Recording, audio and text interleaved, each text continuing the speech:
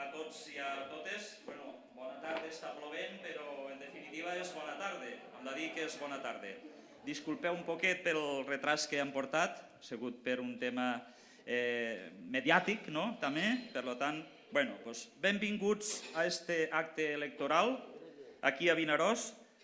Pràcticament en la recta final de la campanya de les eleccions municipals i autonòmiques que celebrarem, com tots i totes sabeu, el proper diumenge, dia 24, i que estic segur, estic convençut, que seran les eleccions del canvi a Vinaròs en un govern municipal encapçalat per Guillem Alsina i del canvi a la Generalitat en un govern encapçalat per Ximo Puig.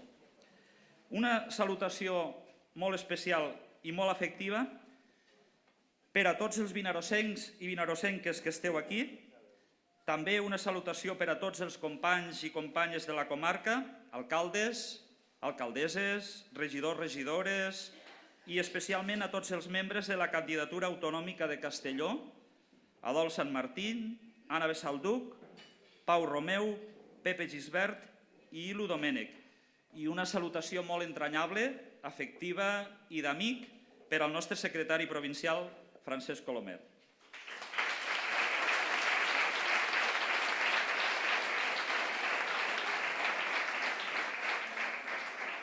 Bé, estic aquí com a secretari general de la comarca Ports Maestrat, en primer lloc per animar-vos a votar, a recolzar el nostre projecte, el projecte socialista, i també per a donar fe que el nostre partit, el Partit Socialista, estem preparats per a governar esta ciutat i estem preparats per a governar esta comunitat.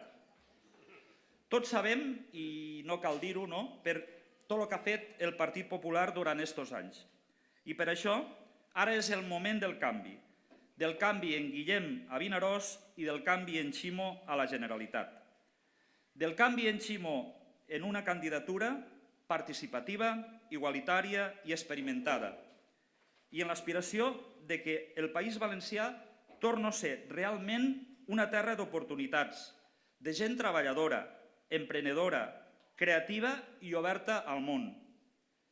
El nostre destí ens ha de tornar a situar-nos al capdavant de la democràcia, al capdavant de l'ètica, de la creació d'empleo, del creixement econòmic i sobretot del benestar per a tots i per a totes. Però essencialment estic aquí per a presentar-vos a dues persones que a continuació els parlaran. Primer, Guillem Alsina, candidat a l'alcaldia de Vinaròs pel nostre partit. Guillem és una persona jove, té 34 anys. Jo considero que està molt preparat, considero també i estic segur que està molt il·lusionat i està molt animat i tal com va dir ell mateix l'altre dia, ha patit i patix en primera persona els problemes de la situació econòmica, aquesta situació econòmica que tenim i patim des de fa tant de temps. Per tant, qui millor que ell per a posar tot el seu empeny i les seues ganes per a superar aquesta situació i per a fer un Vinaròs millor. Guillem encapçala una llista jove, una llista renovada, amb persones en experiència, treballadores preparades, honrades, íntegres, solvents i properes a la gent. Persones que, estic segur també, estan a la llista perquè per damunt de tot estimen el seu poble, estimen Vinaròs i creuen en Vinaròs. Bé, i després de Guillem ens parlarà una persona que ha volgut estar en nosaltres per a donar-nos el seu recolzament, ni més ni menys que Jesús Caldera. De l'extensíssim currículum que té, voldria ressaltar algunes coses. Jesús Caldera va iniciar la seva vida política sent diputat per Salamanca l'any 1982. Va ser ministre de Treball i Afers Socials del Govern d'Espanya durant la 8a legislatura, concretament del 2004 al 2008, amb el govern de José Luis Rodríguez Zapatero. Va ser una de les responsabilitats en més pes al govern de Zapatero. En l'àmbit de treball, va elevar el salari mínim interprofessional, va fer la reforma laboral i de la seguretat social i va portar endavant l'Estatut del Treballador Autònom. I en l'àmbit d'afers socials va crear un nou dret tan important com és l'assistència a les persones dependents, la llei de la dependència que de tantes vegades estem parlant, no?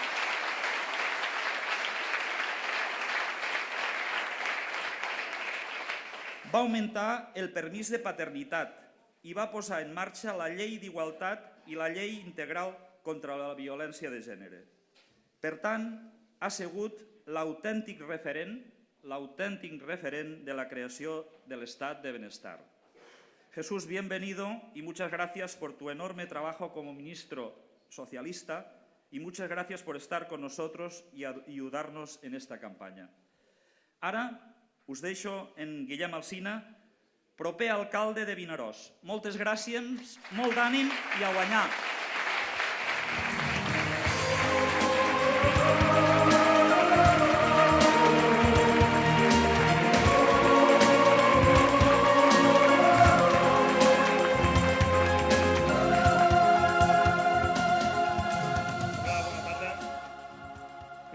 Demanar-vos disculpes a tots, però hem estat des de les 6 en un debat a Televisió Ulldecona.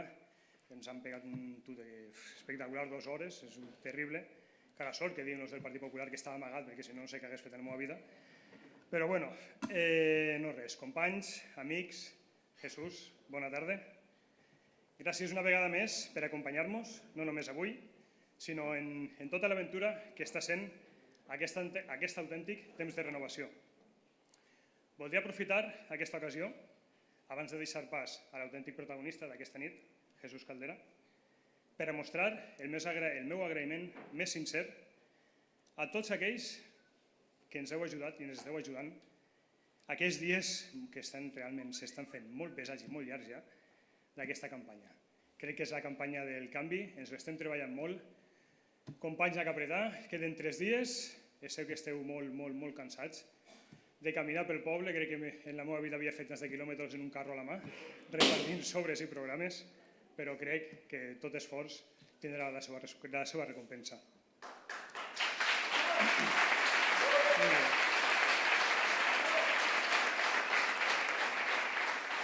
Dit això, m'agradaria parlar del protagonista d'avui, l'exministre Jesús Caldera. Ell... Jesús, te voy a ser muy sincero, voy a hablar en castellano, este trocito solo no... En cuanto empecé a preparar este discurso para este acto, en un principio no sabía cómo enfocarlo. Son días de mucho trabajo, entrevistas, debates y de salir mucho a la calle y, como bien sabrás, aunque es una aventura muy excitante, psicológicamente es muy duro. Supongo que, ¿qué te tengo que decir? El pasado sábado tuvimos el gran acto central en Valencia, de todos los socialistas valencianos, que para mí va a ser un día que recordaré de mucho tiempo por la cantidad de gente, casi habían 15.000 personas. A nosotros nos hicieron salir como si fuéramos toros desde el corral. Ver ahí tanta gente, la verdad que fue una cosa espectacular. Y nada, te preguntaros por qué estoy explicando esto. ¿Por qué nos cuentas esto? Pues todo tiene una explicación.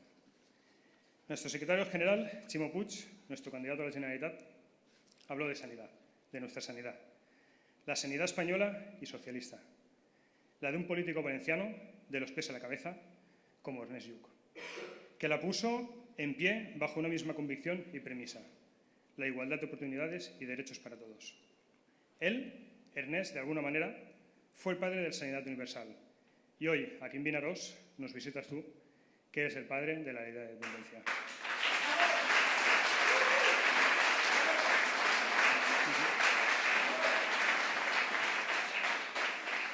Una llei de dependència que va néixer amb el mateix esperit que la sanitat del nostre estimat Ernest, la d'oferir les mateixes oportunitats i drets a un col·lectiu que veia com es quedava fora del sistema i de la societat.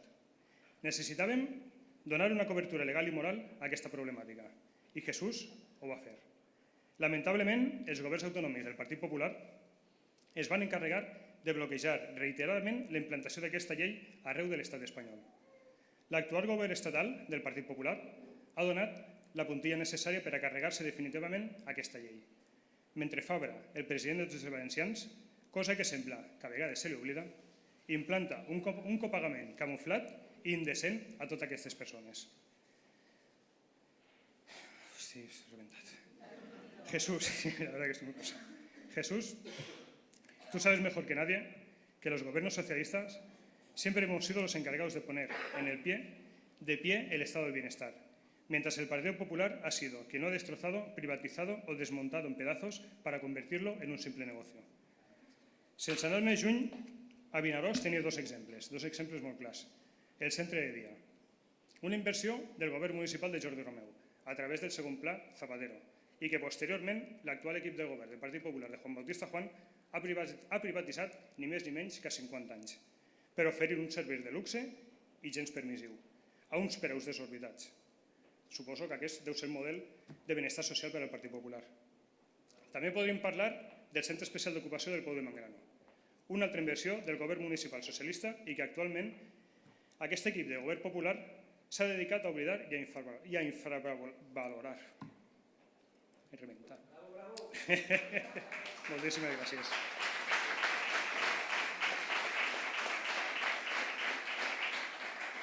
Entitats com COCENFE i Afeinat ens han traslladat reiteradament la seva sorpresa davant el no funcionament d'aquesta eina d'autonomia personal i professional.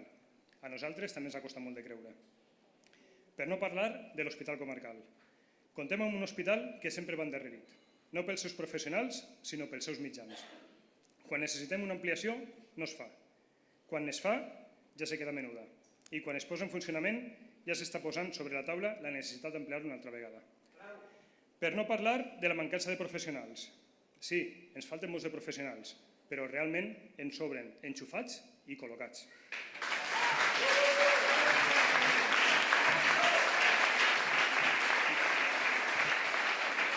Jesús, Vinaròs, como capital comarcal, siempre ha estado en la vanguardia de los servicios sociales y de bienestar en nuestra comarca. El CRIS, los centros de menores, el punto de encuentro familiar, son algunos de los ejemplos de auténtica apuesta socialista que después el Partido Popular se ha encargado de triturar lenta y dolorosamente, hasta diseminar un auténtico sentido de su funcionalidad, el bienestar social. Avui tenim l'oportunitat de reivindicar-nos, de dir amb el cap ben alt que nosaltres, els socialistes, som els pares del sistema de salut, que som els pares de la llei de dependència o som els pares d'una de les agendes socials més avançades i ambicioses de tota Europa en ple segle XXI. Tot i això, encara que altres es dediquen a desfer en 2 dies el que ens ha costat construir durant molt de temps, nosaltres no pararem de matxacar-los. Només caldrà mirar enrere i veure-nos reflexats en un pare de la sanitat com Ernest o en un pare de la dependència com l'aquí present avui, Jesús Caldera, per adonar-nos d'una cosa, que encara que la nostra rosa tingui espines, apretarem ben fort el puny i aixecarem ben alt el braç per a defensar els nostres ideals d'igualtat, fraternitat i solidaritat. Res més. Amb tots vosaltres, l'autèntic protagonista d'avui.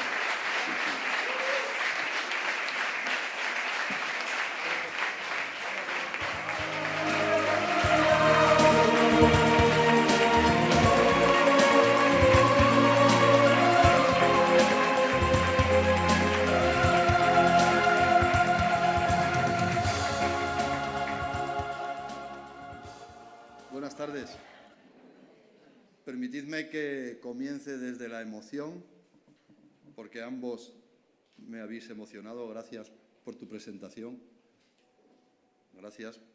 Porque cuando a uno le recuerdan cuál es el resultado de su paso por la vida pública, del paso por un ministerio, y se habla de la ley de la dependencia, verdad que las cosas son bastante diferentes al paso de otros por algunos ministerios, como el señor Rodrigo Rato.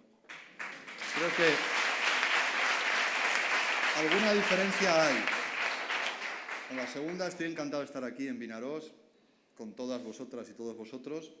Bueno, esto dicen los expertos que es oro puro, el agua, digo, que está lloviendo hoy en el mes de mayo, como agua de mayo, dice uno de nuestros refranes.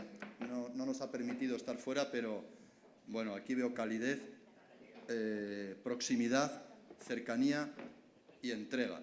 Y veo a unos candidatos extraordinarios. Bueno, permíteme, Guillem, y con 34 años. Yo creo que vais a tener un alcalde excelente para mucho tiempo y comprometido. Y sensato, además. Esto sí, en la vida pública actual en fin, comprometido, solidario y que creo que has definido muy bien para lo que estamos nosotros aquí. Nosotros estamos para la gente. Es decir, quien quiera representar a los ciudadanos, quien quiera estar en la vida pública, tiene que estarlo para servir a los demás. Y hay mucha gente que lo necesita. Entonces, fijaros, también quiero saludar a Francés, buen amigo, Francesc Colomer, que seguro que va a ser electo diputado en las Cortes Valencianas y va a protagonizar un cambio tan necesario en la Comunidad Valenciana. Pero os decía, fijaros, la importancia que tiene esto, la de los principios. No nos separemos de ellos. Guillén, no te separes nunca de ellos. Los principios y los valores son los que animan la vida de las gentes y los que definen las sociedades que queremos. No nos apartemos nunca de nuestros valores. A veces nos va peor en las elecciones, pero si nos aferramos a nuestros valores, nos volverá a ir bien. Y nos volverá a ir bien con el conjunto de los ciudadanos. Porque, claro, los valores lo definen todo. Estos que dicen que la economía debe guiarse de acuerdo con el análisis de los expertos, no aciertan mucho. La economía debe guiarse de acuerdo con las necesidades de las personas. Pero vamos a ver, ¿quiénes tienen que estar al servicio de quién? ¿Los ciudadanos al servicio de los mercados o los mercados al servicio de los ciudadanos? Será esto último, ¿no? Los mercados al servicio de los ciudadanos. Yo os decía la importancia que tienen los valores y lo que esta crisis está significando. Os pondré un ejemplo. Yo tuve la fortuna, como aquí se ha recordado los compañeros que me han presentado, en nombre de los ciudadanos españoles, de ser ministro del Gobierno de España. Creo que es un altísimo honor, sobre todo cuando te ocupas en mejorar la vida de la gente y sus derechos. Entonces, recuerdo que Naciones Unidas publica un informe cada 2 años que se llama el PNUD, es el Informe de Desarrollo Humano, que, bueno, tiene un valor, bueno, como todos los informes, pero tiene su valor. Entonces, en ese informe se describe eso, con una serie de índices, cuál es el desarrollo humano de las sociedades de este planeta llamado Tierra. No el desarrollo económico ni la riqueza económica, no, que eso importa menos, amigas y amigos. El desarrollo humano, es decir, cómo están organizadas las sociedades para que las personas puedan alcanzar su pleno desarrollo moral, ético, intelectual, su plena realización en la vida. Y para eso se necesita una cosa, compañeras y compañeros, amigas y amigos. Se necesitan valores y entre ellos el más importante, el de la igualdad. El valor de la igualdad. Es insoportable lo que está ocurriendo en España, en Europa, en el mundo, el aumento brutal y tremendo de las desigualdades. Es insoportable. Debemos crear una corriente crítica y movilizar a millones, cientos de millones de seres humanos para que se alce una voz universal diciendo no puede ser que tan pocos tengan tanto y tantos tengan tan poco. No puede ser. Y esa debe ser la guía de actuación económica también de las sociedades. ¿Sabéis por qué? ¿Sabéis por qué? Porque las sociedades se construyen mejor, como dice el informe de Naciones Unidas de Desarrollo Humano, cuando hay más equidad, cuando hay más igualdad, cuando están mejor repartidos los recursos. En el año 2007 se publicó el informe de entonces, del PNUD, y España figuraba como el país número 7, creo recordar, en bienestar infantil. Era el 7º mejor país del mundo en bienestar infantil. Obviamente no era el 7º más rico, ni mucho menos, ni muchísimo menos, pero se nos atribuía las condiciones suficientes de políticas sociales, familias acogedoras, educación, para el desarrollo armónico de las facultades del niño y su integración social. Era para sentirse orgulloso de un país, no de un partido político, de un país que después de lo que había sufrido durante la dictadura franquista, en poco tiempo, desde el año 77, recuperación de la democracia, al año 2007, en 30 años, los 30 años que algunos economistas han llamado 30 años gloriosos del desarrollo económico y social de España, casi siempre bajo gobiernos socialistas, por cierto, y esto es un hecho, es una constatación, es una evidencia, un país que era capaz de situarse cuando había sido tan desigual y tan retrasado a la cabeza del mundo en algo tan esencial como el bienestar infantil. ¿Sabéis que somos el país del mundo que más niños adopta en proporción a sus habitantes? El que más niños adopta en proporción al número de habitantes que hay. Y no solo eso, es el país del mundo donde los niños se integran mejor en las familias de adopción, donde los niños adoptados, incluso los que sufren discapacidades, no se devuelven a los sistemas de protección social. Eso debe elevar nuestra autoestima. Eso nos debe dar la pauta de la sociedad que queremos. Esa es la sociedad que queremos. Pues ahora sabéis lo que ocurre, que debido a que hay 1,5 millones de familias en España que no tienen ningún ingreso, que no había ocurrido nunca, ni siquiera durante el franquismo, resulta que hay cerca de 500,000 de niños en riesgo de pobreza absoluta, lo que es insoportable, es insufrible, y no puede refugiarse un gobierno, no puede un gobierno, ni el autonómico de la Comunidad Valenciana, ni el gobierno central del señor Rajoy, en la crisis económica, porque no es verdad, porque hay mecanismos para favorecer la inclusión y para garantizar una renta permanente a las familias que queriendo trabajar no pueden, y a los niños de esas familias que a veces van al colegio con hambre, y eso debe ser una prioridad absoluta, eso debe partir el corazón a una sociedad organizada, y esto se arregla redistribuyendo los recursos en presencia, redistribuyéndolos de otra manera, utilizándolos de manera diferente, exigiendo a la Europa en la que yo creo y a la que yo admiro, pero que ahora está gobernada por los conservadores y se equivocan las políticas que desarrolla, convenciendo a Europa que esto no puede ser, que igual que, antes lo decíamos en la pequeña rueda de prensa que hemos hecho, que igual que ha habido una línea de crédito garantizada por el Banco Central Europeo de 100.000 millones de euros para salvar a las entidades financieras, y no discuto que fuera necesario, ¿cómo no va a haber una línea de crédito para garantizar que 500,000 de niños tengan un ingreso para que su desarrollo intelectual, para que su desarrollo en la vida ofrezca el mínimo de oportunidades? Pero ¿cómo no garantizarlo? Y yo hice una propuesta en el Parlamento, la presentó el Grupo Parlamentario Socialista, proponiendo una renta garantizada, una renta universal, si queréis, una renta de sustitución de la falta de ingresos para ese 1,5 millones de familias. Que, por cierto, cuando Zapatero se fue del gobierno, al que tanto critican, en el año 2011, el 80% de las personas que no tenían empleo tenían garantizado un ingreso a través del subsidio y a través del plan Prepara. Y hoy hay solo un 50% del total de parados que disfrutan de alguna ayuda. Entonces era el 80%, 1,5 millones más. En eso se nota la situación de un país. No me importa tanto la bolsa, me importa la situación de las familias. Y creo, en aquella iniciativa que presentamos, que se puede articular un programa razonable mientras haya tanto paro. Cuando la economía empieza a funcionar, lo cambiamos o lo quitamos. Cuando haya más empleo, lo reducimos. Pero entre tanto, en estos años tan adversos, tan duros, tan difíciles para quien quiere trabajar y no puede, la garantía de un ingreso mínimo, estamos hablando de 600 euros al mes, estamos hablando de una cantidad mínima para garantizar la dignidad del ser humano, no nos llevaría más de 5 o 6.000 millones de euros al año.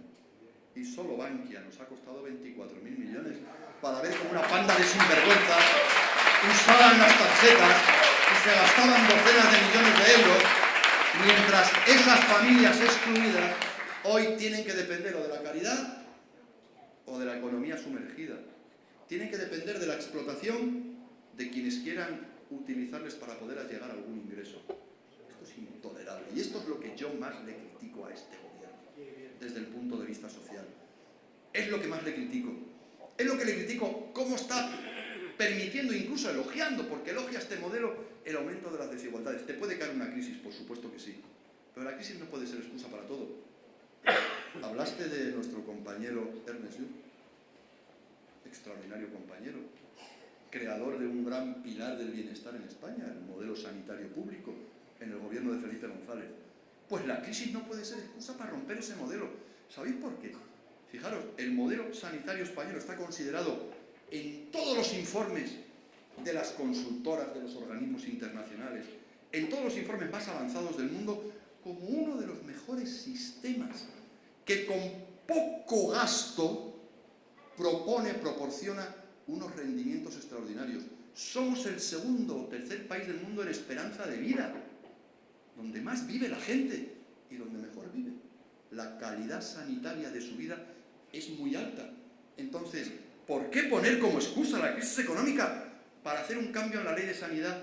Fijaros, y para que ahora ya los titulares del derecho a la sanidad pública no son los ciudadanos, son los asegurados, que es muy distinto. Son aquellos que hayan contribuido al sistema de seguridad social o sus hijos.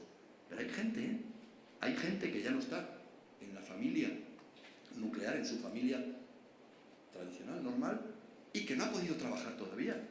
Y mucha de esa gente va quedando o puede quedar fuera del sistema. ¿Y sabéis lo que esto implica según todos los informes, como hicieron ignominiosamente con los inmigrantes irregulares? No me gusta hablar de sin papeles, porque los seres humanos, todos tenemos papeles, tenemos los papeles de la identidad,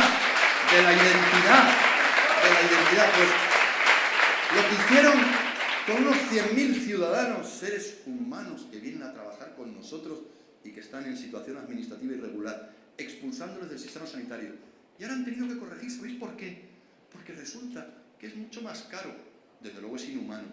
Pero si vas solo al modelo económico, resulta que es más caro mantener un sistema donde hay gente fuera del mismo que puede provocar epidemias y que puede provocar gastos descontrolados, cuando todos los informes internacionales te recomiendan la inclusión total de la población en el sistema. Es decir, que esto que hicieron, y lo sabían muy bien, estableciendo que el titular del derecho a la sanidad es no un ciudadano, sino un asegurado, sabían muy bien por qué lo hacían. Porque no creen en el sistema. No lo hacen por razones de la crisis económica. Es mentira. Al contrario, todos dentro ahorramos más.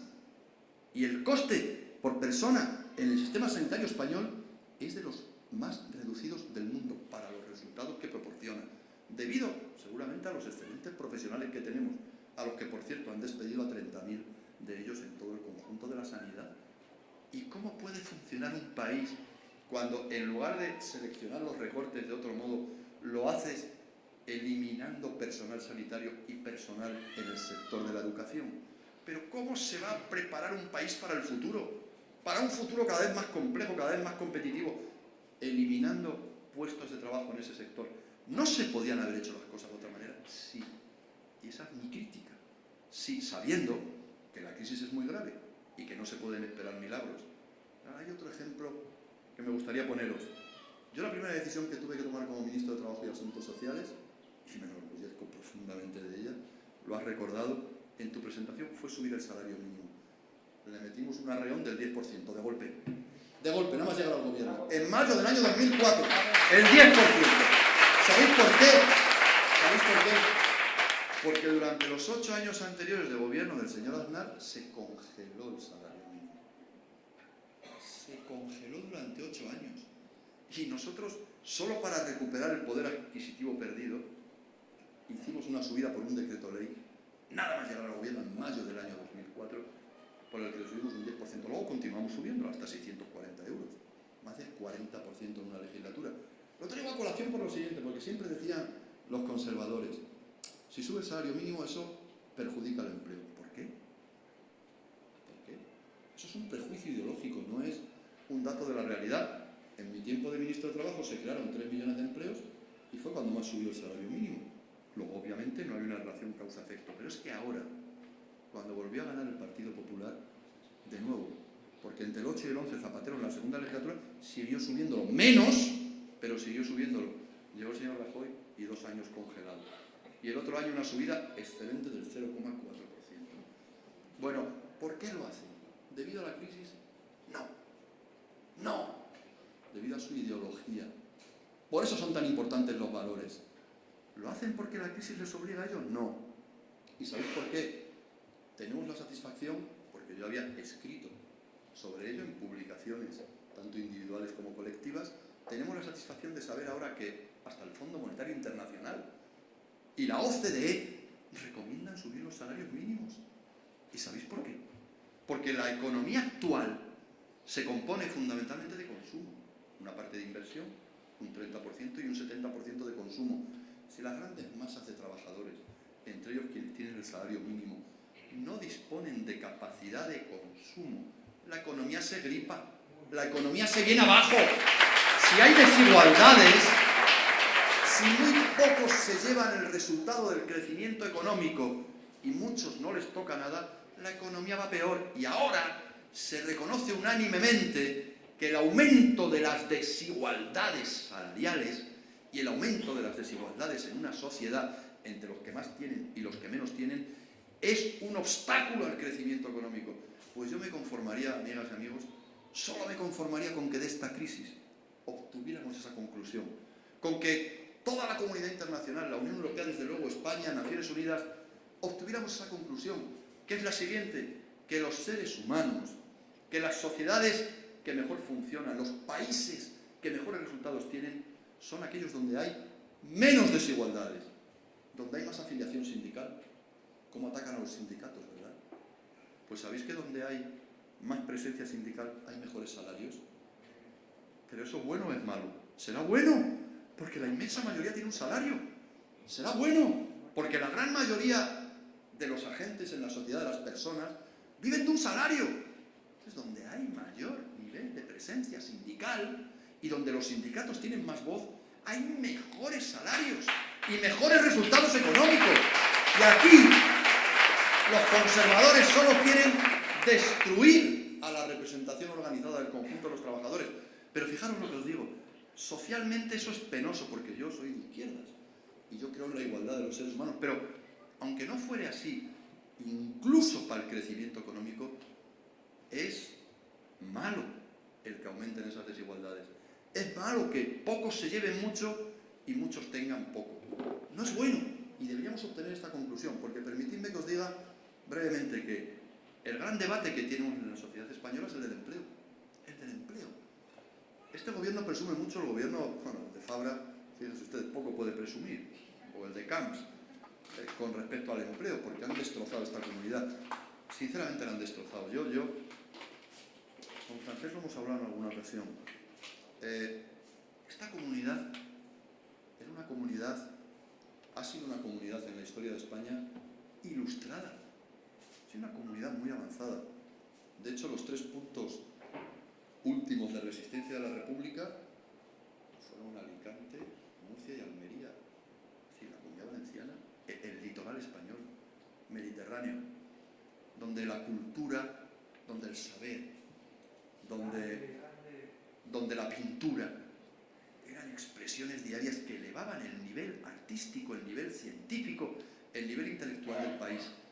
Uno lee lo que ocurría aquí a principios del siglo XX, a finales del siglo XIX, cómo esta sociedad iba por delante del resto del país en compromiso con la ciencia, por ejemplo, con la investigación.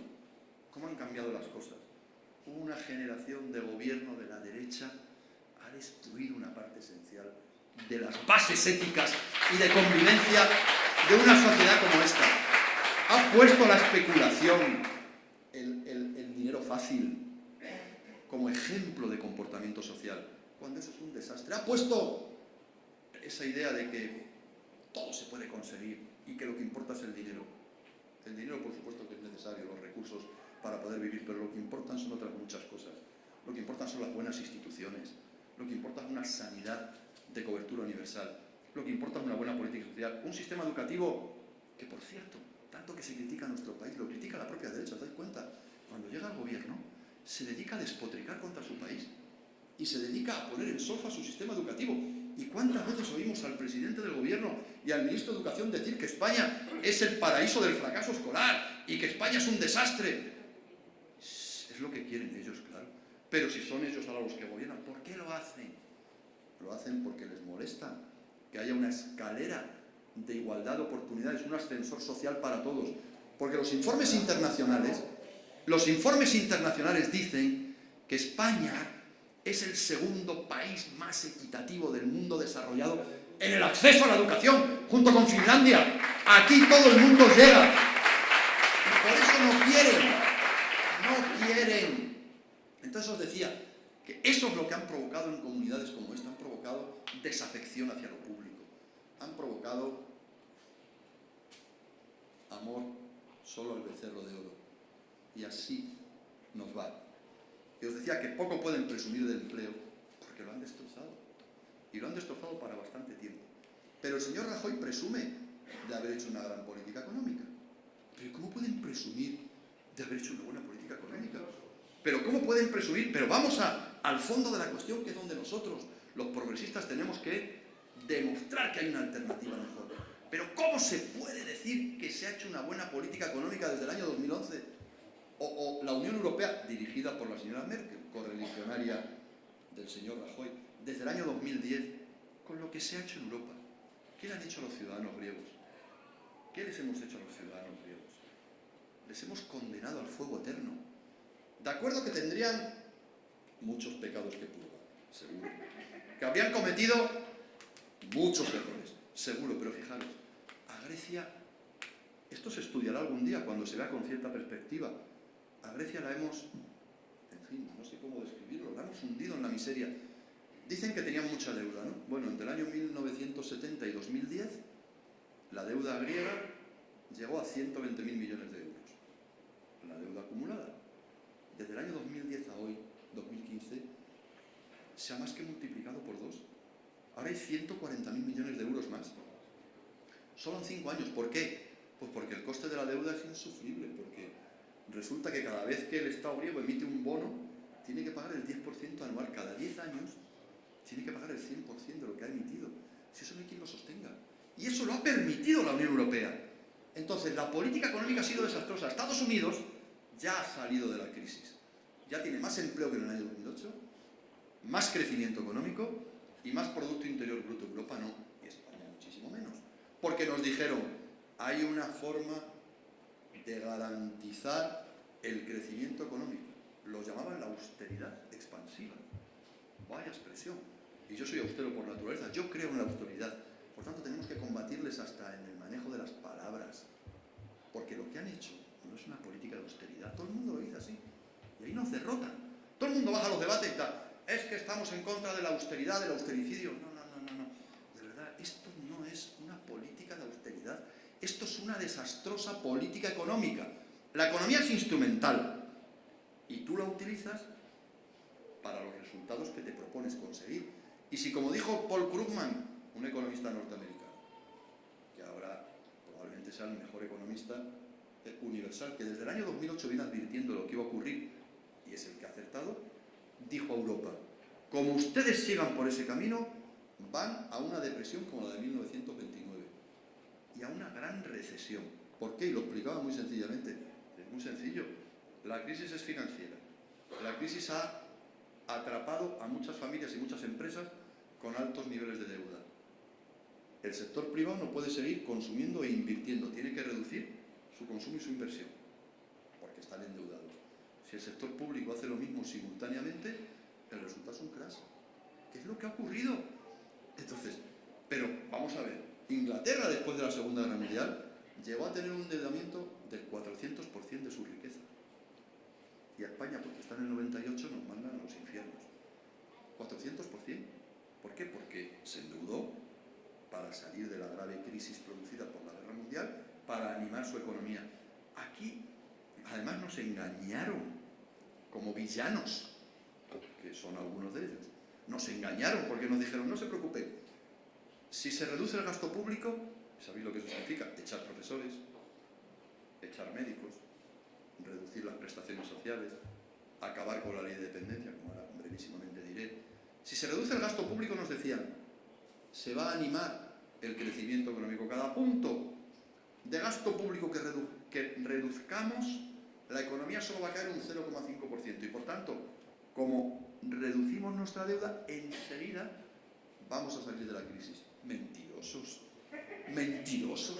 Si se lo habíamos dicho, mentirosos contra los derechos de los europeos. Cada 10.000 millones de euros que ha dejado de invertir el gobierno de España, o el gobierno de Alemania, o el gobierno de Francia, la economía se ha caído el doble, en más de 20.000 millones. Por tanto, nada de austeridad expansiva, austeridad recesiva. Nos habéis metido más en el agujero, habéis destruido más empleo del necesario, y también con la reforma laboral. Habéis acabado con las esperanzas de una generación de españoles, nuestros jóvenes, que no tienen oportunidades, cuando se podía haber actuado de otra manera. Nosotros dejamos el gobierno con poca deuda pública, frente a lo que nos critican, con margen para endeudarnos. Porque cuando yo salí del gobierno estábamos solo en el 35% del Producto Interior Bruto, y cuando se fue Zapatero en el 65%. Italia tiene el 130%. Estados Unidos, entre deuda pública y privada, tiene el 500%. No pasa nada. Entonces nos han engañado miserablemente y nos han dicho que por ese camino de política económica se salía de la crisis. No. Retiraron incentivos a las industrias que estaban creando empleo. Hasta el año 2011 había sectores de la actividad económica en España que generaban empleo, todavía, a pesar de la crisis, como las energías renovables. Hoy lo destruyen. Como la investigación y el desarrollo. Hoy lo destruye empleo. Como el sector de las máquinas herramientas, en las que competimos con Alemania, por cierto. Alemania tiene un sector mucho más potente, razonable. Hoy está destruyendo empleo. Como las industrias sociales, los servicios sociales, la ley de dependencia. Hoy se está destruyendo empleo. Cuando todavía en el fragor de la crisis del año 2011, aún esos sectores seguían generando empleo. Fijaros. Y nada más hay que irse, porque esto es muy serio. Frente a las propagandas interesadas, vayamos a los datos. Van ustedes a Internet, miren ustedes, encuesta de población activa. No es muy difícil. Y en la encuesta de población activa viene la clasificación de actividades económicas del país. Son 120 sectores clasificados en actividades económicas. Miren ustedes la evolución del número de puestos de trabajo en cada una de las actividades económicas en el último año, los últimos 5 años, en los últimos 10 años. Y verán, por ejemplo, que el sector llamado sociosanitario, sanidad y servicios sociales, entre el año 2004 y 2011 creció en 600.000 personas trabajando. 600.000 ocupados más, que en proporción frente a lo que se piensa, es más de lo que aumentó el sector de la construcción. 600.000, 100.000 por año. ¿Por qué? Pues porque nuestra sociedad lo necesita. Porque somos una sociedad, como os decía, donde la gente vive cada vez más años. Algunos expertos hablan del envejecimiento, a mí no me gusta la palabra. Cada vez viven más años. Y por tanto hay mucha gente mayor de 65 años que llega un momento en que por sí misma, y todos vamos a ser dependientes, lo digo para aviso para navegantes, todos, llega un momento en que las cosas que podías hacer con autonomía, hasta hace poco tiempo, empiezas a perder esa autonomía por el paso de la edad.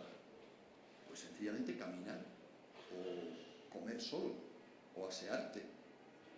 Lo pierdes.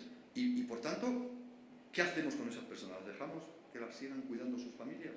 ¿O creamos un sistema económico-social que permita movilizar recursos privados de esas familias y públicos para quien no tenga recursos, que ayude a tener un sistema ejemplar de atención a la dependencia que a su vez genere empleo?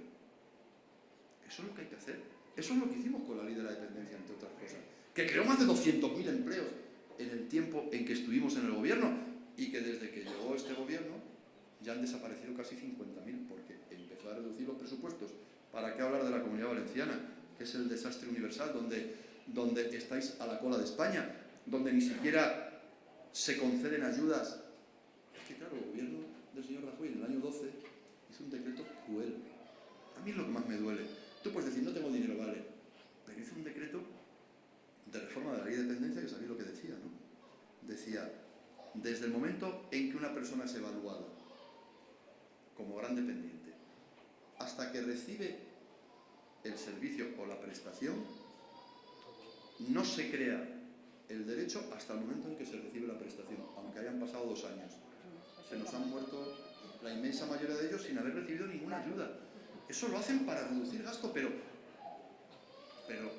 con cargo a la dignidad de las personas. Pero si no tienes dinero, dilo de otra manera. No hagas una trampa de esa naturaleza en la ley diciendo, sí, te reconozco, pero como ahora no tengo recursos, no te lo pago dentro de 3 años, y si en estos 3 años están puestos, no te aplico ningún efecto retroactivo. Han expulsado del sistema a los cuidadores familiares, ya no se les cotiza la seguridad social. Les han rebajado la ayuda prácticamente a la mitad. En fin, el resultado es más necesidades sociales, menos derechos de las personas afectadas, pero también mucho menos empleo.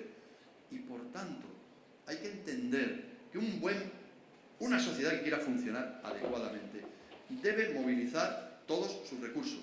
Debe hacerlo generando empleo también con las políticas sociales. Es que la dependencia crea empleo, o las escuelas infantiles, que también se han parado. Es decir, los procesos de escolarización de niños de 0 a 3 años, que es probablemente el sector que más productividad aporta a la economía, porque permite a los papás seguir trabajando, a los niños recibir un estímulo temprano educativo y, a la vez que reciben ese estímulo temprano educativo, el que haya personas que trabajan en ese sector y que eso se financia con una parte de pago por parte de las familias y otra por parte del sector público. Es decir, animar sectores que, uniendo lo privado y lo público, puedan ser locomotoras de generación de empleo. Eso es lo que necesitamos. Yo por eso tengo una gran confianza en esta comunidad, ahora, en el Partido Socialista me refiero, porque sé lo que Chimo piensa. Yo le he acompañado en varias ocasiones a hablar con sectores económicos de esta comunidad. Sé que tiene las cosas muy claras y que sabe que el objetivo es el empleo. El empleo y el empleo. Para que haya empleo tiene que haber más industria. El país se ha desindustrializado. Alemania tiene un peso de su industria sobre su riqueza total del 30%. España está en el 14%. El País Vasco tiene un 30% de peso industrial. Y por eso, en la crisis, el paro no ha subido como en el resto de España. No ha subido del 14 o del 15% en el peor de los momentos, 16%. Ahora está ya bajando del 15%. Porque la industria es el motor de la innovación y de las actividades económicas de futuro. Porque la industria es también las energías renovables o la biotecnología. O, como os decía, las industrias sociales. Es decir, en la ley de la dependencia lleva también mucha investigación asociada que permite desarrollos industriales. En eso nos tenemos que esforzar para conseguir una sociedad con mejor empleo. No podemos conformarnos con lo que está ocurriendo. El empleo que se crea es de muy poca calidad. Por supuesto que me alegro, pero el año pasado se crearon 430.000 o 440.000 empleos y la Seguridad Social, ¿sabéis cuánto aumentó su recaudación? El 0,40%. Decidme, ¿cómo vamos a mantener un sistema donde casi medio millón de afiliados solo aportan el 0,5% más de ingresos? Cuando yo estaba en el Ministerio, crecía el ingreso al 10% anual, que es lo necesario para poder pagar las pensiones. Por tanto, definir un espacio diferente, empezar por buenos incentivos a los sectores económicos, incentivos que tienen que ser modestos, pero que dan unos resultados excelentes, y después desarrollar una política social integradora, una política que permita garantizar la inclusión social, la igualdad de oportunidades y la dignidad del ser humano. Si lo hacemos, y si lo hacemos con intensidad, y lo hacemos creyendo en ello, yo creo que tenemos enormes oportunidades de volver a cambiar las cosas. Por supuesto, de hacer políticas honestas, transparentes. Lo que ha ocurrido aquí es ignominioso. Ya no tiene definición posible. Y yo creo, sinceramente, que el resultado va a ser peor para el PP de lo que anuncian las encuestas. Peor, ya lo veréis. Y mucho mejor para el Partido Socialista del País Valenciano de lo que anuncian las encuestas. Porque lo necesitáis. Creedme, si hay una comunidad en España, si hay un espacio que necesita una regeneración de todo tipo urgente, intensa, con la ayuda también de las instituciones públicas del Estado, es esta, la Comunidad Valenciana y Murcia, por cierto. Aquí es donde más se necesita esa regeneración, porque nos han llevado por un camino sin retorno. Como soy optimista, ya habéis visto que creo en la sociedad española. Es una sociedad con buenos mimbres. Como os dije, las familias españolas son los que más adoptan, somos los que más órganos donamos. Esto es muy importante. Porque somos solidarios. No, sí, porque no puede ser que no, que no estimemos lo que ha hecho el pueblo español. Hay que tener autoestima. Hemos hecho muchas cosas. Y bien. Y por tanto tenemos los mimbres para poder seguir conquistando el futuro, cambiando a los dirigentes políticos que no merecen esa confianza, modificando el ejercicio de gobierno, llevando otros programas para la activación de la economía y la generación de empleo y la mejora de la protección social. Yo sé que no se pueden hacer milagros, que no es fácil, que habrá que ir poco a poco, pero hay que cambiar la tendencia. Y yo tengo una inmensa esperanza en que aquí en Vinaroz Guillem va a ser el alcalde y Chimo va a ser el presidente de la Generalitat Valenciana el próximo domingo. Eso espero. Muchas gracias.